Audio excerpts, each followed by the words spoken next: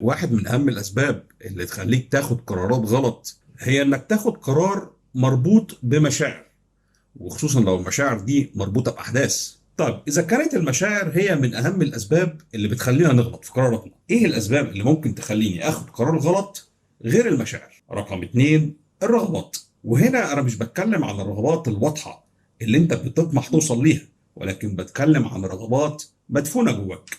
رقم ثلاثة، نظرية القطيع اللي بتسمى herd behavior، وهي انك تاخد قرار لان الكل بيعمل كده، مش لانك شايف فعلا انه مناسب ليك. السبب الرابع في ان احنا ناخد قرارات غلط انك تسلم القرار لناس تانية، زي انك تسيب غيرك يقرر عنك او يأثر على قرارك، سواء في اختيار كلية او شغل او حتى شريك حياة.